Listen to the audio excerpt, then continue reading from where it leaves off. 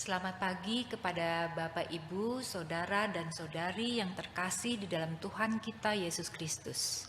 Sebelum kebaktian kita mulai, kami mohon perhatian jemaat untuk beberapa warta lisan sebagai berikut. Warta yang pertama, pada hari ini yaitu hari Minggu tanggal 19 Juli 2020, pelayan firman Tuhan pada kebaktian online ini dilayankan oleh Bapak Pendeta G. Sadar Mahoni dari GKI Pinangsia atau GKI Philadelphia. Majelis Jemaat mengucapkan terima kasih atas pelayanannya. Warta kedua, ibadah minggu depan tanggal 26 Juli 2020 masih dilaksanakan secara live streaming lewat YouTube pada pukul 9 pagi dengan pelayan firman Pendeta Immanuel Kristo dari GKI Gunung Sahari. Kelas katekisasi online pada tahun 2020 diadakan pada hari Jumat tanggal 24 Juli 2020 dengan tema Pewahyuan dimulai pada pukul 7.30 malam. Tanggal 7 Agustus 2020 tema Alkitab akan dibawakan khusus dari Lembaga Alkitab Indonesia. Persidangan Majelis Jemaat akan diselenggarakan pada hari ini, yaitu hari Minggu tanggal 19 Juli 2020, mulai pada pukul 11, dan kami mohon dukungan doa dari jemaat sekalian. Tim pengembalian dana pinjaman jemaat untuk pembangunan gereja akan menyampaikan video presentasi mengenai laporan yang terakhir. Mohon perhatian dari Bapak dan Ibu. Selamat pagi Bapak, Ibu, dan Saudara yang terkasih. Saya Ferdinand dari tim pengembalian dana pinjaman dan sertifikat layak fungsi yang berfungsi mulai April 2020 melanjutkan tugas dari Panitia Pembangunan Gereja yang telah selesai masa tugasnya di bulan Maret 2020. Ini kami mau menyampaikan laporan bulanan kami sebagai berikut. Syukur di tengah pandemi COVID-19, jemaat masih mendukung pengumpulan dana baik melalui persembahan maupun pembelian makanan, sehingga terkumpul dana tambahan sebesar 48.047.000 di bulan Juni lalu. Kita juga bersyukur bahwa tim kantin terus melayani melalui penjualan makanannya. Dengan terkumpulnya dana, TPDP telah mengembalikan dana sebesar 380 juta kepada 7 orang pemberi pinjaman. Sehingga sampai akhir Juni 2020 masih tersisa uang yang harus dikembalikan sebesar 1,6 miliar untuk 6 orang lagi. Kerjasama dengan tim kantin, kami melakukan penjualan makanan di bulan Juli. Ada menu shrimp stick atau kekian, risolus ragut, ada sapi, bakso lohwa, donat mix. Semuanya Bapak Ibu bisa pesan kepada Ibu Lani atau Ibu Sri, di mana ada bebas ongkos kirim untuk Puri Indah dan Perbun untuk minimal pembelian Rp100.000. Keuangan periode 1 sampai 30 Juni 2020, saldo awal ada 72,6 juta, uang yang masuk dari persembahan dan bunga bank ada 33,6 juta, hasil dari penjualan makanan di bulan Juni sebesar 17,3 juta, total 123,5 juta, dikurangi pengeluaran 0,1 juta, sehingga saldo per 30 Juni 2020 ada 123,4 juta. Sedangkan pinjaman yang harus dikembalikan ada 1,6 miliar. Jadi masih ada kekurangan dana yang harus kita kumpulkan kembali sebesar 1,477 miliar. Untuk itu, Bapak Ibu jika berkenan memberi persembahan melakukan scan kris berikut ini supaya dananya masuk ke akun STI GKI Puri Indah, BCA nomor 288 301 3905. Bapak Ibu dapat melakukan transfer melalui aplikasi OVO, GoPay, Dana, Link Aja, ShopeePay, dan mobile banking. Kami mengimbau seluruh jemaat dan simpatisan untuk ikut mempromosikan penjualan makanan, membeli makanan, menyumbang makanan untuk dijual, atau menyumbang dana. Demikian laporan dari kami, TPDP, Kiranya Tuhan memberkati pelayanan ini. Terima kasih, selamat mengikuti kebaktian. Sekian warta lisan untuk hari ini, dan sebelum kita memulai ibadah, marilah kita bersaat teduh di dalam doa pribadi.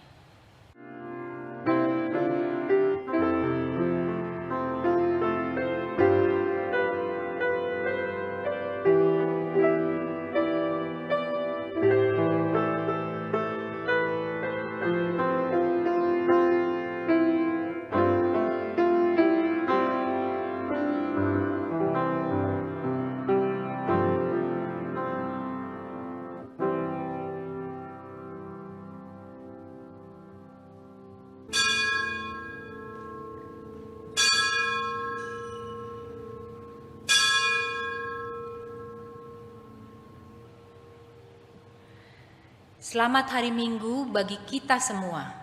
Marilah kita menyatakan dan merayakan kehidupan yang sudah Tuhan anugerahkan bagi kita. Bersyukurlah untuk segala kebaikan dan penyertaan Tuhan yang senantiasa kita rasakan. Walau hidup kita penuh dengan liku dan tantangan, mari kita mengagungkan nama Tuhan, bernyanyilah dan bermazmurlah baginya.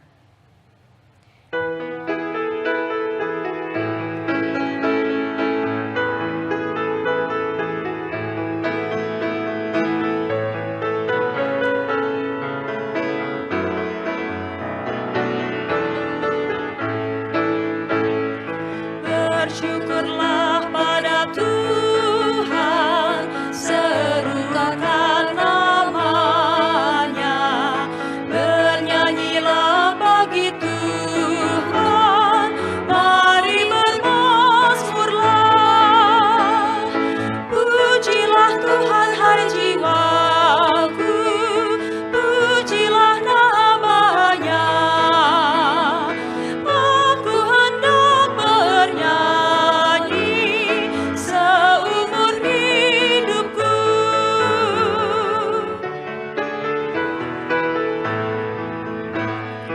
Hatiku siap ya Tuhan, bernyanyi dan bermazmur, karena Engkau maha baik, setia dan sabar. Pujilah Tuhan hai jiwaku, pujilah namanya. Aku hendak bernyanyi seumur hidupku.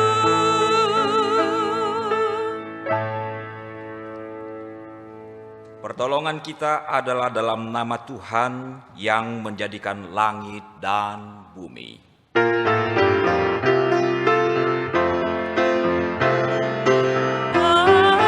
Amin, amin, amin,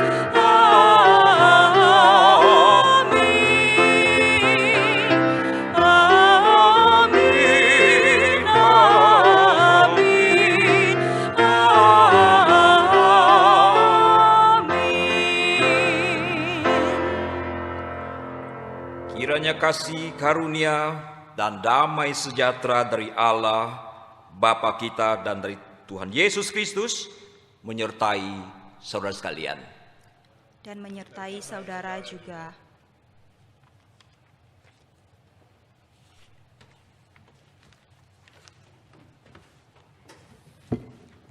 Selamat pagi jemaat GKI Purinda yang ada di rumah, apa kabar? Semoga kita semua dalam keadaan sehat. Sekalipun kita belum bisa bertemu di dalam ibadah secara fisik, tapi kita bersyukur karena kita bisa bertemu kembali dalam ibadah online pada hari ini. Setiap kita memiliki pengalaman iman atas kebaikan dan penyertaan Tuhan. Kebaikannya nyata setiap waktu, baik di saat hidup penuh sukacita maupun saat jalan hidup penuh liku dan tantangan. Apa respon kita terhadap kebaikan Tuhan? Sudahkah kebaikan yang Tuhan taburkan kita teruskan dengan menaburkan kebaikan di tengah dunia yang sedang berubah dan memasuki era normal baru? Pada hari ini, tema HUT Penabur berani berubah, semakin peduli dan berbagi, tampaknya menjadi refleksi iman dan panggilan bagi kita untuk menaburkan kebaikan di tengah dunia ini, agar kita tidak menjadi lalang yang tidak berguna, yang siap dikumpulkan dan dibakar dalam api. Ingatlah firman Tuhan yang ada di dalam Injil Matius pasal 5 ayat 13 sampai 14a dan 16. Kamu adalah garam dunia. Jika garam itu menjadi tawar, dengan apakah ia diasinkan? Tidak ada lagi gunanya selain dibuang dan diinjak orang. Kamu adalah terang dunia. Demikianlah hendaknya terangmu bercahaya di depan orang, supaya mereka melihat perbuatanmu yang baik dan memuliakan Bapamu yang di surga. Bersama dengan perenungan tersebut, hari ini GKI boleh bersyukur atas kebaikan Tuhan yang Ia taburkan selama 70 tahun melalui BPK Penabur. BPK Penabur menjadi salah satu sarana GKI untuk menaburkan kebaikan Tuhan di tengah dunia lewat pelayanan misi dalam bidang pendidikan. Oleh karena itu, Bapak Ibu Saudara-saudara, mari kita sama-sama tundukkan kepala, kita berdoa, kita mensyukuri kebaikan Tuhan dengan penuh kerendahan hati. Kita berdoa.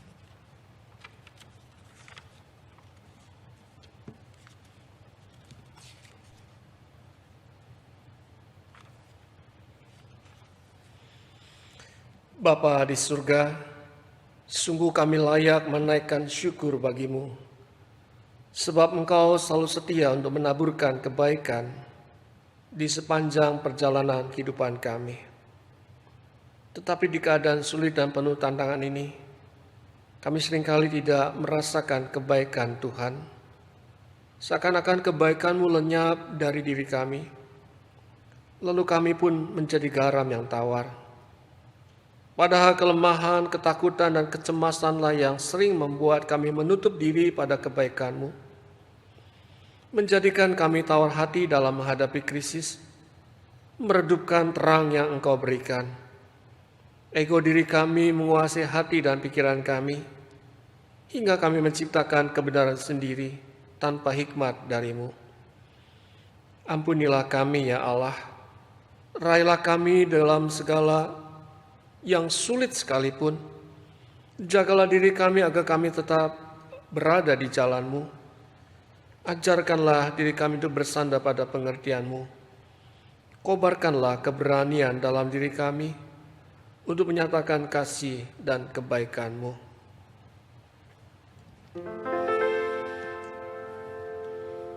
Tuhan kasihani, Kristus kasihani, Tuhan Kasihani kami.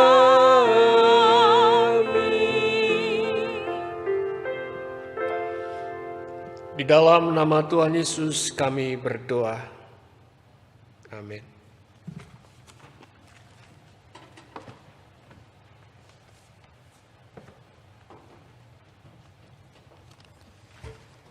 Saudara-saudara yang terkasih, dengarkanlah berita anugerah dari Tuhan yang terambil dari Ibrani pasal keempat ayat 16.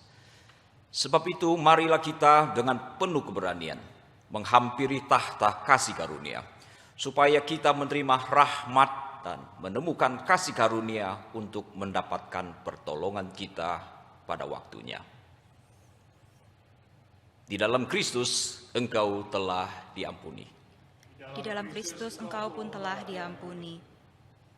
Damai Kristus bagimu. Damai Kristus bagimu juga.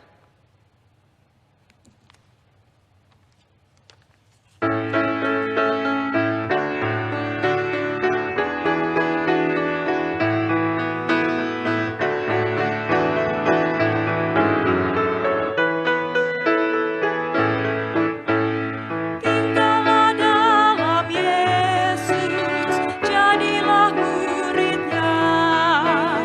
Belajarlah firman Tuhan,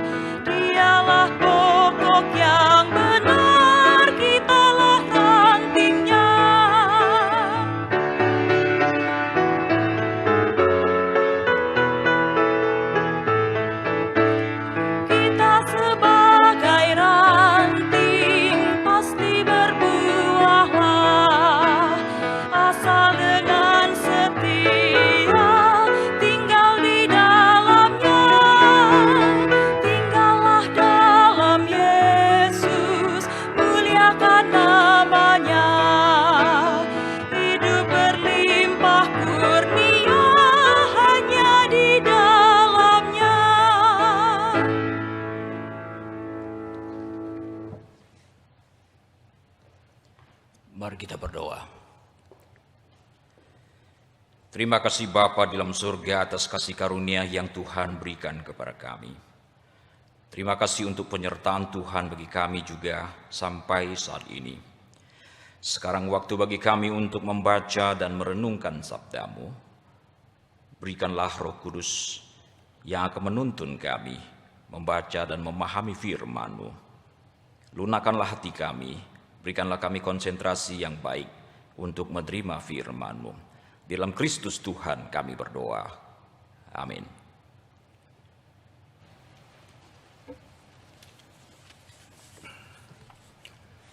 Sebagai bacaan pertama, mari kita buka Yesaya 44 ayat 6 sampai 8. Yesaya pasal 44 ayat 6 sampai 8. Beginilah firman Tuhan, Raja dan Penebus Israel, Tuhan semesta alam. Akulah yang terdahulu dan akulah yang akan terkemudian.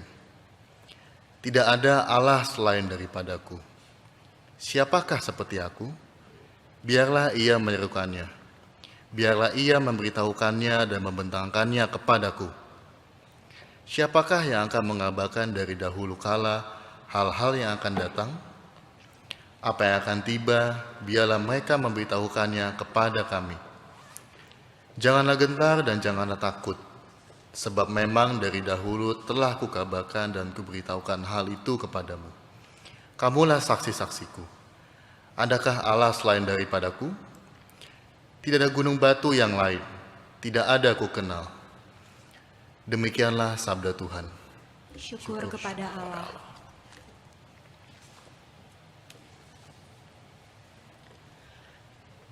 Mazmur antar bacaan diambil dari Mazmur pasal 86 ayat 11 sampai dengan 17. Kita akan membaca secara berbalasan. Tunjukkanlah kepadaku jalan-Mu ya Tuhan, Supaya aku hidup menurut kebenaran-Mu, bulatkanlah hatiku untuk takut akan nama-Mu. Aku hendak bersyukur kepadamu ya Tuhan Allahku. Dengan segenap hatiku dan memuliakan nama-Mu untuk selama-lamanya. Sebab kasih setiamu besar atas aku. Dan Engkau telah melepaskan nyawaku dari dunia orang mati yang paling bawah. Ya Allah, orang-orang yang angkuh telah bangkit menyerang aku. Dan gerombolan orang-orang yang sombong ingin mencabut nyawaku dan tidak memperdulikan Engkau. Tetapi Engkau ya Tuhan, Allah penyayang dan pengasih. Panjang sabar dan berlimpah kasih dan setia. Berpalinglah kepadaku dan kasihanilah aku. Berilah kekuatan-Mu kepada hamba-Mu dan selamatkanlah anak laki-laki hamba-Mu perempuan. Lakukanlah kepadaku suatu tanda kebaikan, supaya orang-orang yang membenci aku melihat dengan malu. Bahwa Engkau ya Tuhan telah menolong dan menghiburkan aku.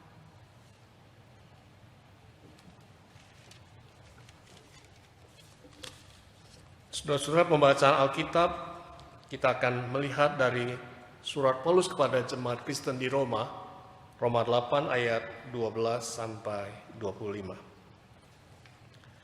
Jadi saudara-saudara, kita adalah orang berhutang, tetapi bukan kepada daging supaya hidup menurut daging. Sebab jika kamu hidup menurut daging, kamu akan mati. Tapi jika oleh roh kamu mematikan perbuatan tubuhmu, kamu akan hidup. Semua orang yang dipimpin roh Allah adalah anak Allah. Sebab kamu tidak menerima roh perbudakan yang membuat kamu menjadi takut lagi. Tetapi kamu telah menerima roh yang menjadikan kamu anak Allah. Oleh roh itu kita berseru, Ya Aba, Ya Bapa. Roh itu bersaksi bersama-sama dengan roh kita bahwa kita adalah anak-anak Allah. Dan jika kita adalah anak, maka kita juga adalah ahli waris. Maksudnya, orang-orang yang berhak menerima janji-janji Allah, ia akan menerimanya bersama-sama dengan Kristus, yaitu jika kita menderita bersama-sama dengan Dia, supaya kita juga dipermuliakan bersama-sama dengan Dia. Sebab aku yakin bahwa penderitaan zaman sekarang ini tidak dapat dibandingkan dengan kemuliaan yang akan dinyatakan kepada kita. Sebab dengan sangat rindu seluruh makhluk menantikan saat anak-anak Allah dinyatakan. Karena seluruh makhluk telah ditaklukkan kepada kesia-siaan, bukan oleh kehendaknya sendiri, tetapi oleh kehendak Dia yang telah menaklukkannya.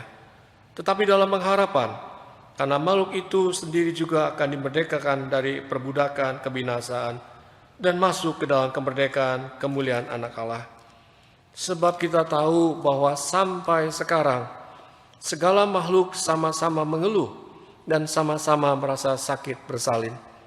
Dan bukan hanya mereka saja, tetapi kita yang telah menerima karunia sulung roh kita juga mengeluh dalam hati kita sambil menantikan pengangkatan sebagai anak, yaitu pembebasan tubuh kita. Sebab kita diselamatkan dalam pengharapan, tapi pengharapan yang dilihat bukan pengharapan lagi. Sebab bagaimana orang masih mengharapkan apa yang dilihatnya. Tetapi jika kita mengharapkan apa yang tidak kita lihat, kita menantikannya dengan tekun. Demikianlah sabda Tuhan.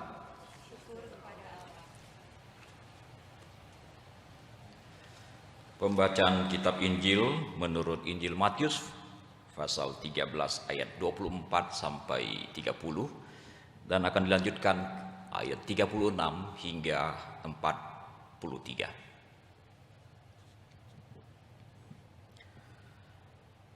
Yesus membentangkan suatu perumpamaan lain lagi kepada mereka. Katanya, hal kerajaan sorga itu seumpama orang yang menaburkan benih yang baik di ladangnya. Tetapi pada waktu semua orang tidur, datanglah musuhnya menaburkan benih lalang di antara gandum itu, lalu pergi. Ketika gandum itu tumbuh dan mulai berbulir, nampak jugalah lalang itu. Maka datanglah hamba-hamba tuan ladang itu kepadanya dan berkata, Tuan, bukankah benih baik yang Tuan taburkan di ladang Tuan? Dari manakah lalang itu? Jawab tuan itu, seorang musuh yang melakukannya. Lalu berkatalah hamba-hamba itu kepadanya, jadi maukah Tuan supaya kami pergi mencabut lalang itu? Tetapi ia berkata, jangan, sebab mungkin gandum itu ikut tercabut pada waktu kamu mencabut lalang itu. Biarkanlah keduanya tumbuh bersama sampai waktu menuai. Pada waktu itu aku akan berkata kepada para penuai, kumpulkanlah dahulu lalang itu, ikatlah berkas-berkas untuk dibakar. Kemudian kumpulkanlah gandum itu ke dalam lumbungku. Maka Yesus pun meninggalkan orang banyak itu lalu pulang. Murid-muridnya datang dan berkata kepadanya, jelaskanlah kepada kami perumpamaan tentang lalang di ladang itu. Ia menjawab katanya, orang yang menaburkan benih baik ialah anak manusia. Ladang ialah dunia. Benih yang baik itu anak-anak kerajaan. Dan lalang anak-anak si jahat. Musuh yang menaburkan benih lalang ialah iblis. Waktu menuai ialah akhir zaman. Dan para penuai itu malaikat. Maka seperti lalang itu dikumpulkan dan dibakar dalam api, demikian juga pada akhir zaman anak manusia akan menyuruh malaikat-malaikatnya dan mereka akan mengumpulkan segala sesuatu yang menyesatkan dan semua orang yang melakukan kejahatan dari dalam kerajaannya. Semuanya itu akan dicampakkannya ke dalam dapur api. Di sanalah akan terdapat ratapan dan kertakan gigi. Pada waktu itulah orang-orang benar akan bercahaya seperti matahari dalam kerajaan Bapa mereka. Siapa bertelinga, hendaklah ia mendengarkan. Demikianlah firman Tuhan. Berbahagialah setiap orang yang membaca, merenungkan dan melakukan dalam hidupnya. Haleluya. Haleluya, haleluya,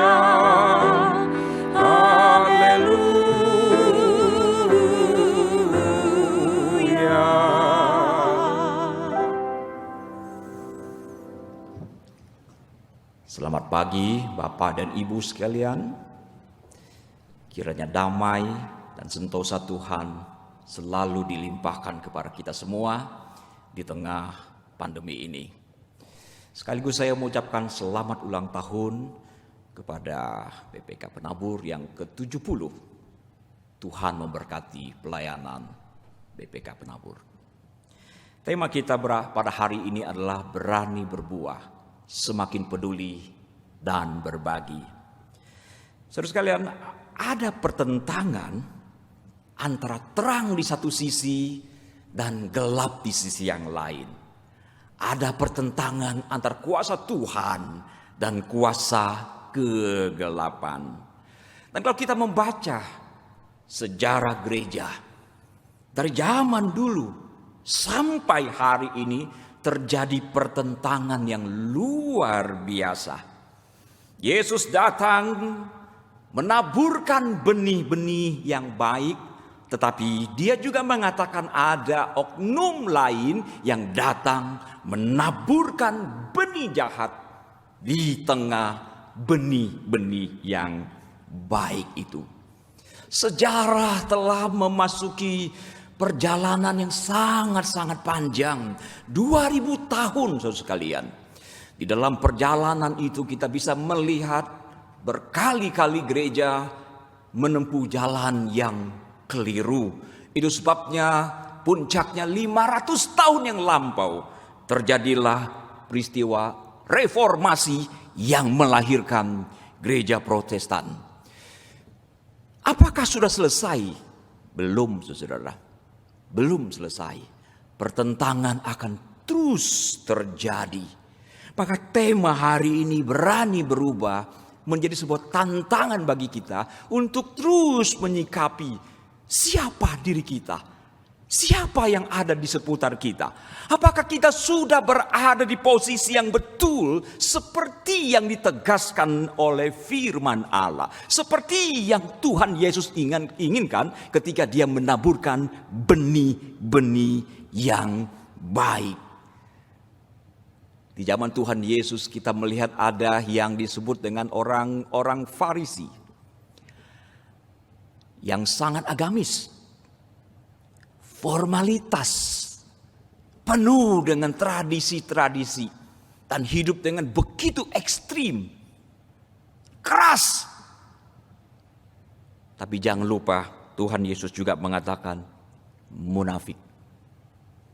Di sisi lain juga ada orang-orang Saduki yang sangat rasional, yang tidak percaya banyak hal. Mereka tidak percaya sesuatu yang sifatnya supranatural. Mereka tidak percaya tentang kebangkitan, tidak percaya tentang malaikat, dan masih banyak lagi. Dari awal sudah ada kondisi-kondisi seperti itu. Dan ini terus berlanjut terus sekalian. Gereja-gereja selalu dirongrong oleh berbagai pengajaran-pengajaran yang menyedihkan. Rasul Paulus mengingatkan, Tuhan Yesus mengingatkan, dan rasul-rasul yang lain juga mengingatkan akan adanya bahaya-bahaya seperti ini. Nah, dalam pembacaan Injil sudah terlihat jelas sebetulnya saudara apa yang menjadi perumpamaan dari Tuhan Yesus ini. Ini mengajarkan kita supaya selalu mawas diri.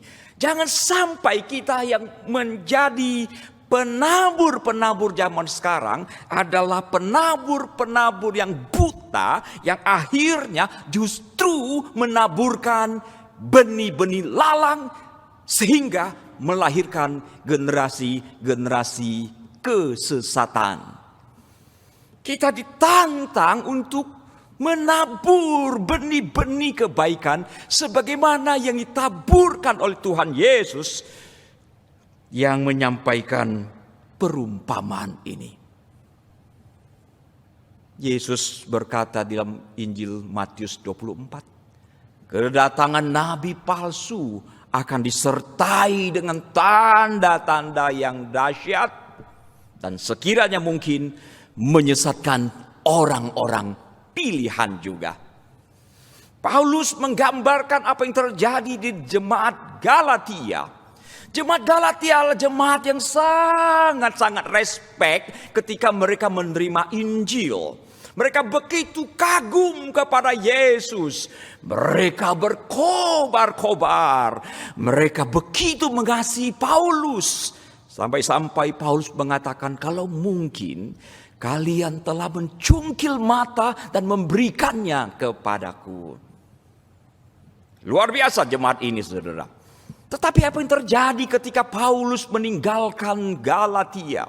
Datanglah penabur-penabur palsu yang mengatakan kalau mau diselamatkan tidak cukup hanya beriman kepada Yesus. Kita orang Yahudi, kita harus melakukan ritual-ritual, kita harus melakukan pantangan-pantangan, melakukan begitu banyak hal, sunat dan sebagainya.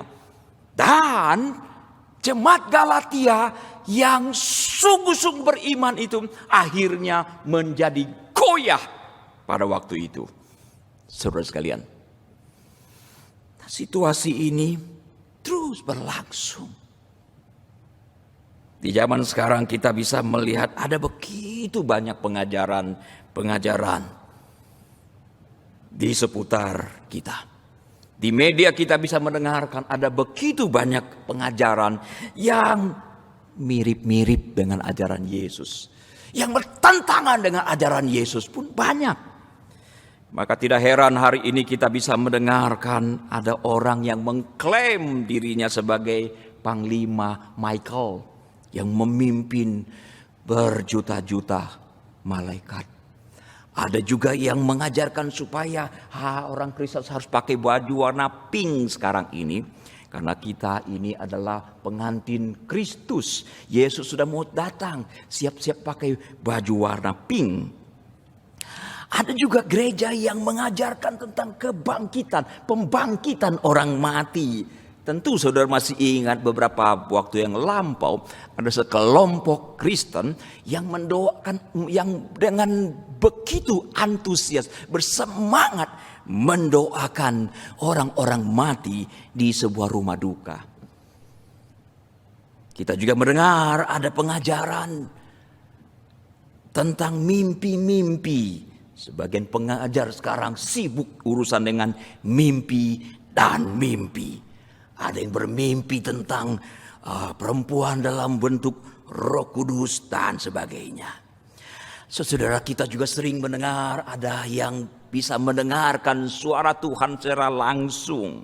Ada yang bisa bolak-balik pergi ke surga, pergi ke neraka, dan masih banyak lagi. Saudara, betulkah ajaran-ajaran seperti itu? Apabila saudara mendengarkan ajaran-ajaran seperti itu, periksa 4 kemungkinan, saudara. Kemungkinan pertama adalah Tuhan benar-benar lakukan seperti yang mereka katakan. Kemungkinan, saudara ya. Jadi kalau seseorang mengatakan dia bisa pergi ke neraka, dia bisa pergi ke surga, kemungkinan pertama adalah dia betul-betul dibawa Tuhan ke surga. Kemungkinan kedua adalah berbohong. Bagi orang-orang tertentu yang memang mempunyai niat untuk mengumpulkan massa, karena konon sebagian orang, tentu tidak semua, saudara, mendirikan gereja dalam rangka mengumpulkan uang, bisnis gereja, maka berbohong bukan sesuatu yang sulit, saudara sekalian. Mengatakan bisa pergi ke sana, kemari, mendengarkan suara Tuhan dan sebagainya. Kemungkinan kedua adalah berbohong. Kemungkinan yang ketiga adalah gangguan kejiwaan. Saudara-saudara, bagi orang yang sehat, kita seringkali mendengar ada suara-suara. Dan suara itu tidak ada makna apapun. Ketika saya sedang berkhotbah di sini, saya mendengar di belakang saya ada suara AC, kalau tidak salah. Bagi saya itu hanya suara dengungan yang keluar dari AC. Tapi bagi orang-orang tertentu yang mempunyai gangguan kejiwaan, barangkali mereka bisa mendengarkan suara itu mempunyai makna-makna tertentu. Di dalam ilmu kejiwaan ini jelas saudara, ada begitu banyak orang yang sebetulnya mempunyai gangguan kejiwaan. Jadi kalau ada orang yang mengklaim seperti itu, mungkin dia mengalami gangguan kejiwaan. Dan kemungkinan yang keempat adalah orang itu ditipu oleh iblis. Iblis itu sangat luar biasa. Dia bisa lakukan banyak hal yang seolah-olah ada dari Tuhan. Tapi sejatinya itu adalah tipuan. Sudah bisa lihat apa yang dilakukan oleh Paulus dan kawan-kawan ketika mereka berada di kota Filipi.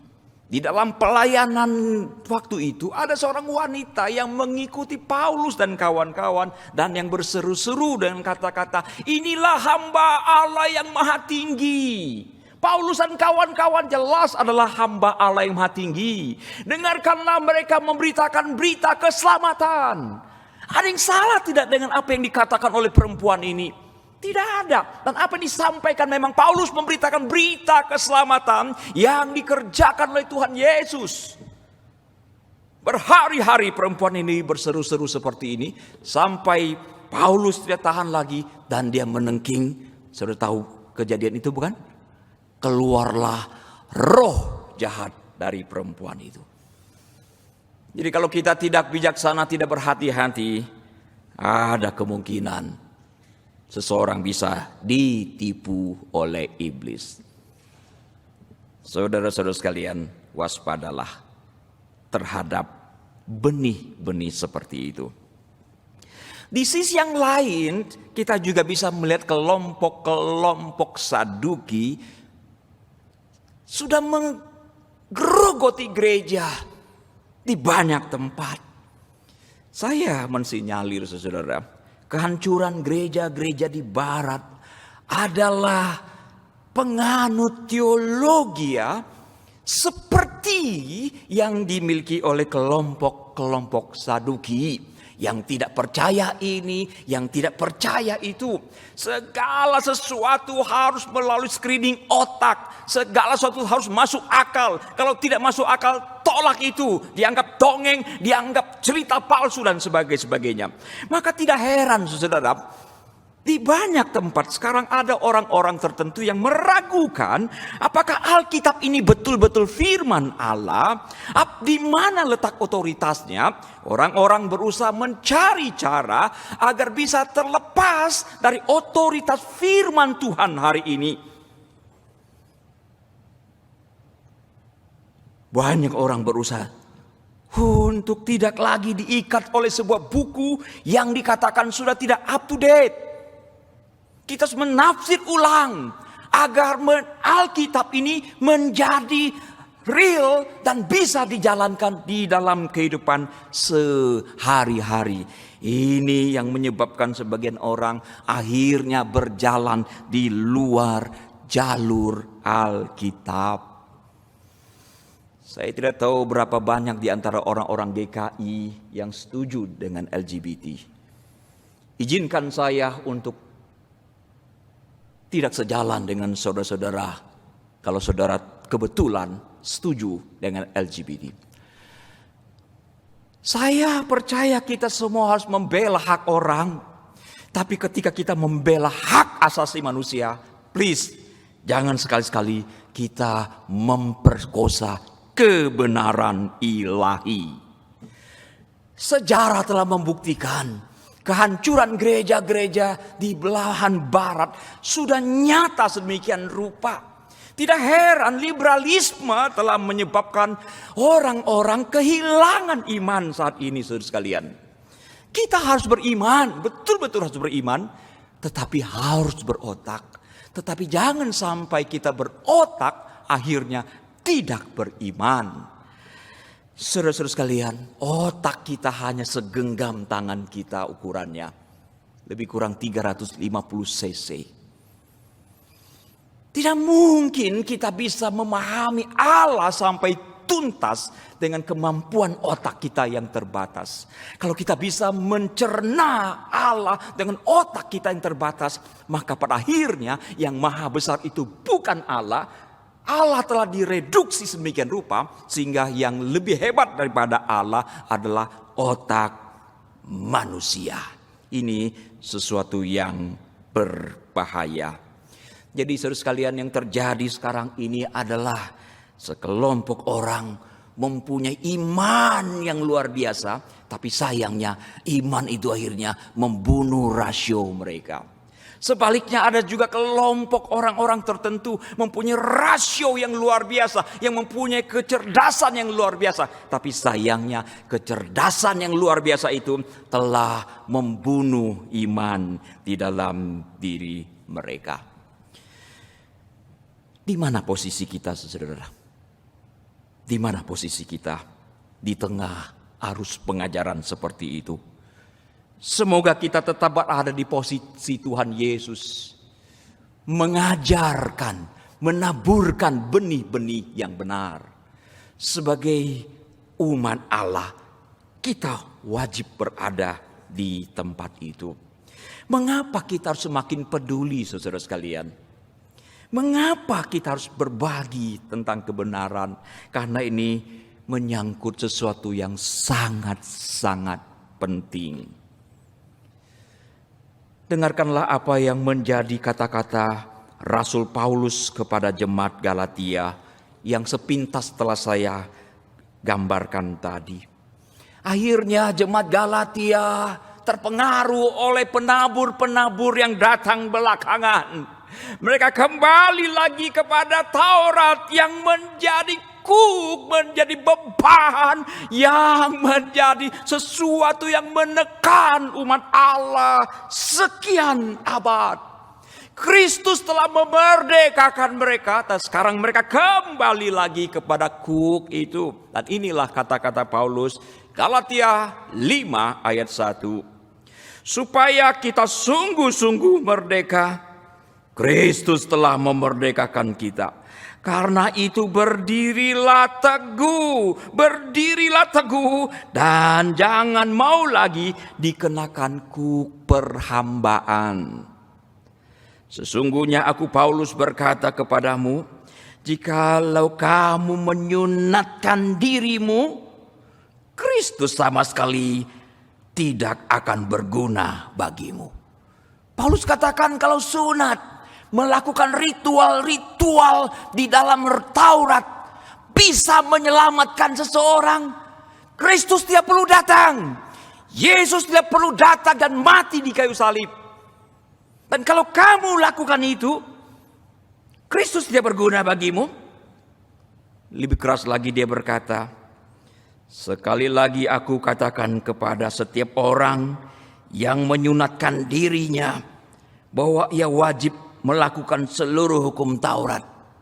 Saudara, mereka melakukan sunat, ini bukan masalah higienis, ini bukan masalah kesehatan, tapi ini betul-betul berkaitan dengan ritual agama lama mereka. Dan ini yang ditegaskan Paulus. Kamu lepas dari Kristus. Galatia 5 ayat 4. Kalau kamu mengharapkan keselamatan, kemerdekaan melalui cara-cara seperti itu, kamu lepas dari Kristus. Jikalau kamu mengharapkan kebenaran oleh hukum Taurat, kamu hidup di luar kasih karunia. Ini amat mengerikan, saudara. Galatia setelah menerima penabur-penabur yang datang belakangan, tidak sepenuhnya kembali kepada Taurat. Mereka masih hidup sebagai orang Kristen, tapi pengajaran mengatakan tidak cukup hanya beriman kepada kasih karunia, harus melakukan ini dan itu. Artinya anugerah plus yang lain, plus ritual. Dan Paulus katakan, kamu lepas dari Kristus dan kamu hidup di luar kasih karunia. Bagi saya ayat-ayat seperti ini tegas dan mengerikan. Karena siapa yang berada di luar Kristus, dia berarti dia berada di luar kasih karunia. Dan itu artinya kebinasaan. Itulah sebabnya saudara, kita semakin peduli dan semakin peduli dengan berbagai benih yang ditaburkan di saat ini. Karena apa? Teologi ya sebagus apapun tidak mungkin menyelamatkan saudara. Tetapi teologi yang salah itu menyesatkan. Dan Paulus mengingatkan itu, Kristus mengingatkan itu. Semoga Tuhan menolong kita. Agar di tengah zaman di mana gereja selalu dirongrong, kita tetap berada di posisi Kristus Tuhan. Mari kita bersatu hening.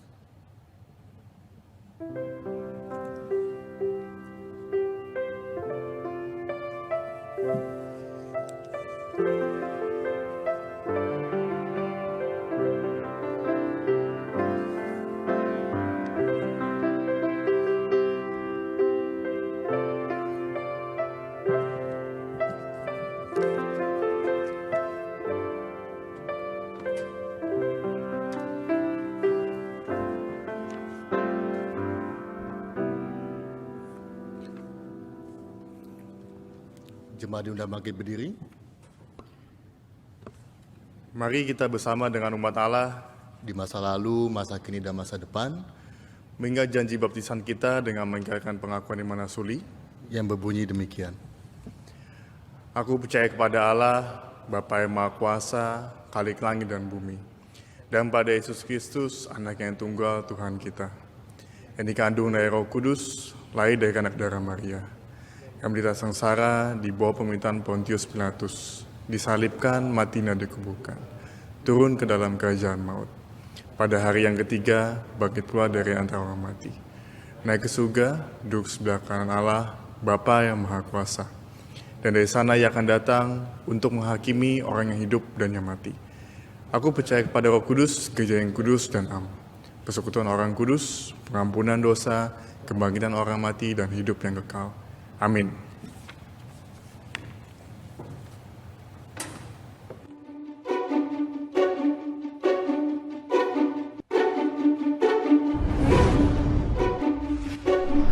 BPK Penabur telah berdiri sejak tanggal 19 Juli tahun 1950. Sudah 70 tahun BPK Penabur melayani pendidikan di Indonesia.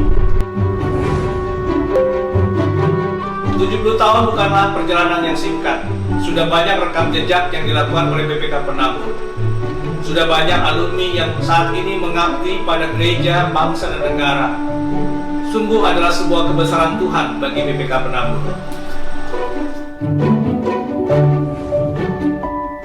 70 tahun belumlah cukup. Kita masih akan terus melangkah maju untuk mewujudkan BPK Penabur menjadi lembaga pendidikan Kristen unggul dalam iman, ilmu, dan pelayanan. Keluarga besar BPK Penabur akan terus bergerak untuk menjadi lebih baik dari waktu ke waktu. Akan terus-menerus memperbaiki kualitas pelayanannya agar semakin mampu mengembangkan potensi peserta didik secara optimal melalui pendidikan dan pengajaran bermutu berdasarkan nilai-nilai Kristiani. Sebagai generasi sekarang ini, keluarga besar BPK Penabur di 15 kota bersatu hati untuk melanjutkan perjalanan yayasan ini. Dengan tekad kuat untuk mewujudkan BPK Penabur yang berani berubah untuk menjadi semakin peduli dan berbagi. Bertekad kuat untuk menyiapkan generasi yang terbaik bagi kemuliaan Tuhan dan Indonesia tercinta. Selamat ulang tahun yang ke-70 BPK Penabur. Tuhan Yesus memberkati kita semua.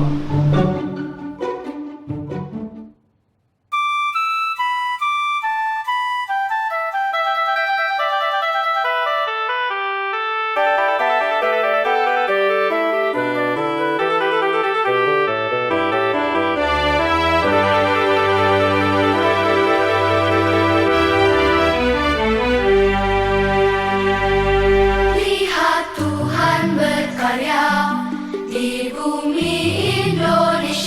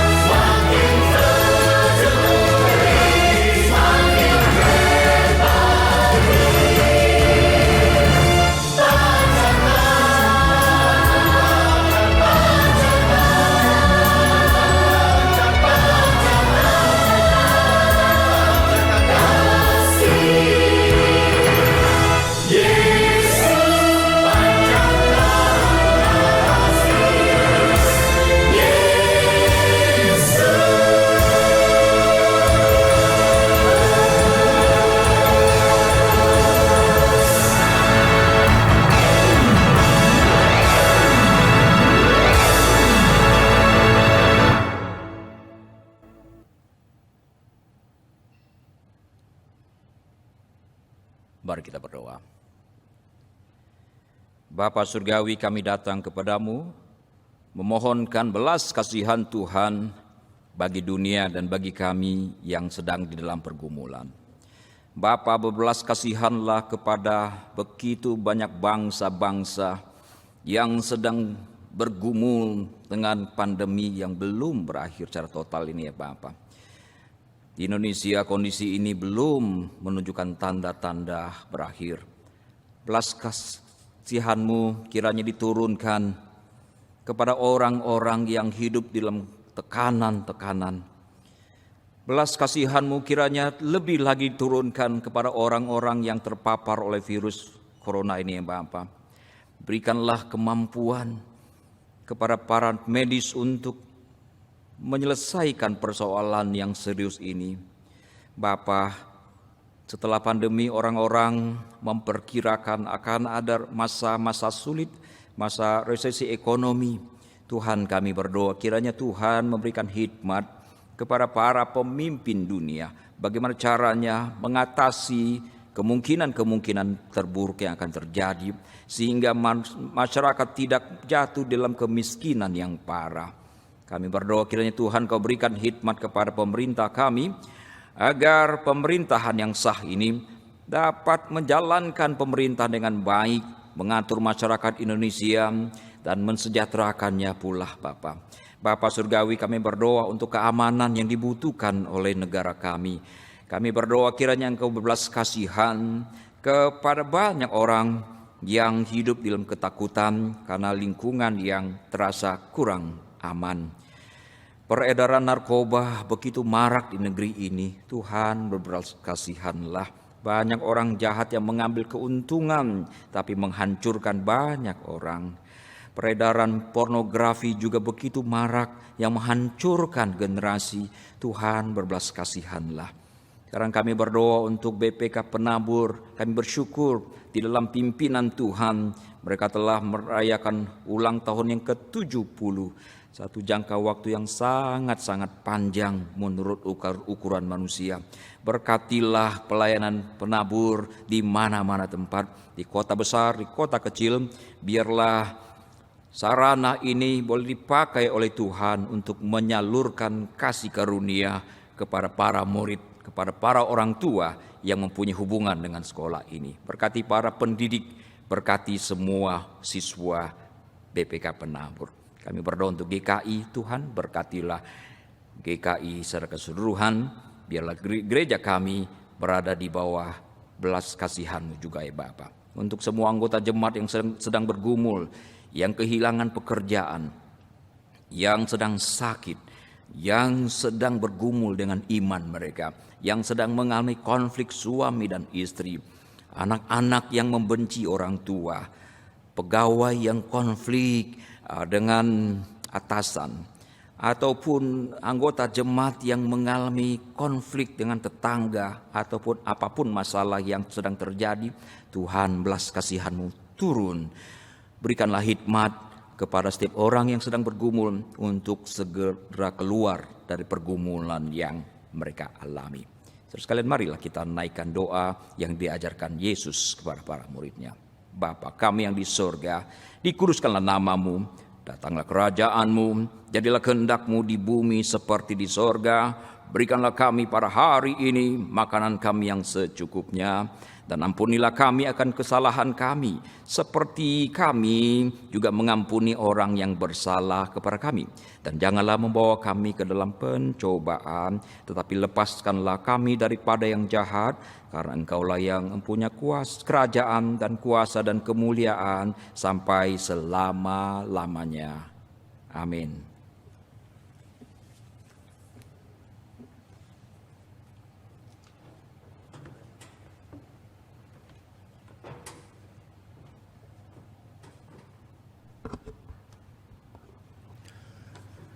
Umat Tuhan, dengan sukacita marilah kita memberikan persembahan syukur kepada Tuhan.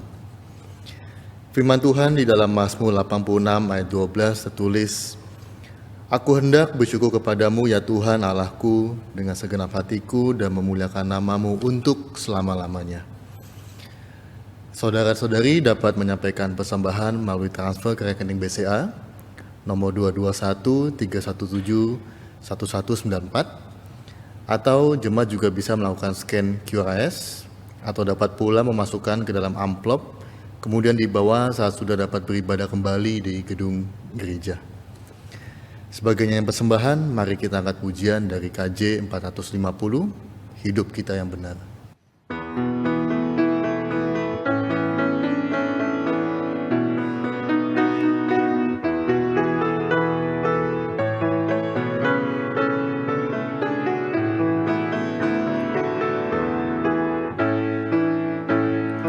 Hidup kita yang benar haruslah mengucap syukur, dalam Kristus bergemar, janganlah terkebur. Dalam susah pun senang, dalam segala hal aku bermazmur dan ucap syukur, itu kehendaknya.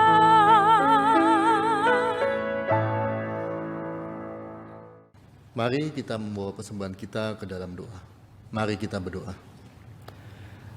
Bapa di dalam sorga, kami mengucap syukur atas berkat yang Engkau limpahkan kepada kami, baik sebagai pribadi, keluarga maupun gereja. Dalam setiap peristiwa, baik yang menyenangkan maupun tidak menyenangkan, Engkau senantiasa menyertai kami. Sungguh tiada terukur kasih setiamu bagi kami. Pada saat ini kami membawa persembahan syukur kepadamu. Terimalah ya Tuhan dan kuduskanlah persembahan syukur kami ini. Ajarilah kami untuk peduli dan mau berbagi kepada sesama kami yang membutuhkan. Dalam nama Tuhan Yesus kami bersyukur. Amin.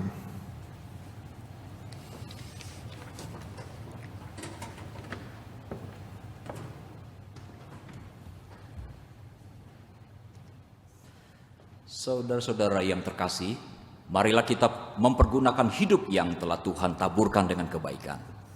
Berubahlah oleh pembaharuan budi dan hati dengan bersandar pada hikmat Tuhan. Beritakanlah kasih-Nya yang besar dengan peduli dan berbagi kepada sesama.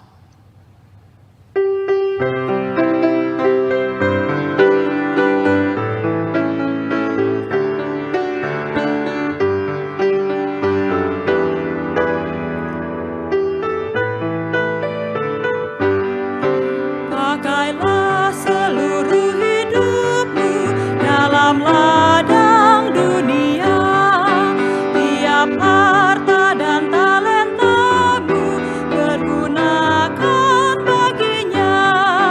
Berkat Tuhan tersedia bagi orang yang meminta, Dia tahu yang kau butuhkan, kini dan selamanya. Sungguh banyak waktu terbuang untuk hal yang tak perlu. Tuhan banyak beri peluang menyalurkan karsa-Mu. Berkat Tuhan tersedia bagi orang yang meminta, Dia tahu yang kau butuhkan, kini dan selamanya.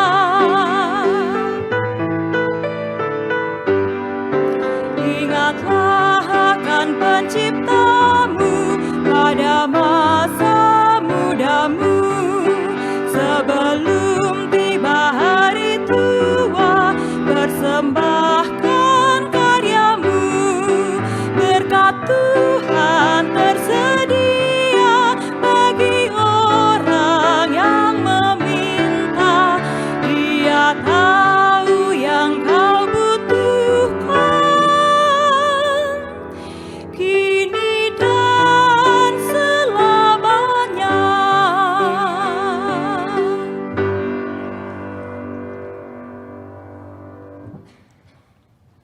Arahkanlah hatimu kepada Tuhan. kami mengarahkan hati kami kepada Tuhan. Jadilah saksi Kristus. Syukur kepada Allah, Terpujilah Tuhan. kini dan selamanya. Pergilah dengan damai sejahtera dan terimalah berkat Tuhan. Kasih yang besar dari Allah Bapa, Tuhan Yesus Kristus, dan Roh Kudus memenuhi seluruh kehidupanmu dan memberikan keberanian kepadamu untuk melakukan kasih kepada sesama dari sekarang sampai selama-lamanya.